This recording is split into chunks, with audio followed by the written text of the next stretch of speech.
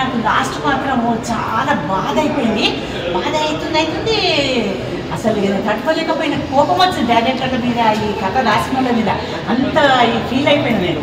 కానీ మళ్ళీ అంటే జరిగింది లోకంలో జరిగే చూపిస్తుంది, కానీ జరగొద్దునైనా ఈ కులాలు మతాలు ఈ పరువు ప్రతిష్టల గురించి అస్సలు పట్టించుకోదు. పిల్లలు ముఖ్యం, మన బిడ్డ మన కొడుకు మన పిల్లల భవిష్యత్తు చూసుకోలేదు, ఇట్లా చేయకూడదు. చాలా బాగా అనిపించింది. యాక్షన్ సీన్స్ అయితే చాలా నచ్చాయి నాకు. అండ్ ఓవరాల్ మూవీ కూడా చాలా రియాలిటీకి రిలేటెడ్ అయి ఉంది. సో ఇట్లాంటి మూవీస్ ఇంకా రావాలి. డైరెక్టర్ కూడా చాలా మంచి జాబ్ చేశాడు. అంటే ఎలా అనిపిస్తుంది, కొత్త హీరో కదా, ఎలా అనిపిస్తుంది? హీరో పర్ఫార్మెన్స్ యాక్షన్లో చాలా బాగుంది. అండ్ ఓవరాల్ పర్ఫార్మెన్స్ కూడా చాలా బాగుంది. హీరోయిన్ కూడా దాని చాలా చిన్నదైనా కూడా చాలా మెచ్యూర్ పర్ఫార్మెన్స్. సాంగ్స్ కూడా చాలా బాగున్నాయి. ఆల్రెడీ మా తమ్ముడు అయితే పాటలు పాడిస్తున్నాడు కూడా.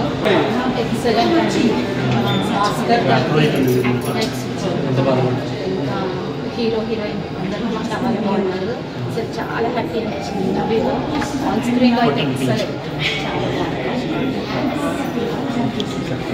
ఇప్పుడు ఈ మూవీ చూసేసి వచ్చిన ప్రేమతో యాక్చువల్ ట్రైలర్ చూసినప్పుడు నేను అంత ఎక్స్పెక్ట్ చేయలేను. బట్ మూవీ ఆన్ స్క్రీన్లో బిగ్ స్క్రీన్లో చూస్తే చాలా బాగుంది. హీరో హీరోయిన్ డైరెక్టర్ అందరూ న్యూ కదా, న్యూ టాలెంట్ చాలా బాగా తీశారు. అండ్ ఆల్ ది బెస్ట్ అందరికి. And especially Bhaskar Dubaka villainism చాలా బాగుంది అనమాట. ఇంతకుముందు చాలా మూవీస్లో చేశాడు, సాహో చేశాడు, పెద్ద పెద్ద మూవీస్లో, సలార్ మూవీలో. బట్ ఇంత హై బిగ్ రోల్ వచ్చేసి ఈ మూవీలోనే చేశాడు. All the best. చాలా చాలా వరకు పేరెంట్స్ చాలా చేంజ్ అవుతుంది. And even direction and fighting and sound చాలా నచ్చినాయి మాకు. ఈవెన్ ఒక సాంగ్ ఉంది, చాలా బాగుంది సాంగ్. క్లైమాక్స్ చాలా బాగుంది. క్లైమాక్స్ అంటే ఊహించని క్లైమాక్స్, నేనైతే అసలు గెస్ చేయాలి. క్లైమాక్స్ చాలా వెరైటీ ఉంది.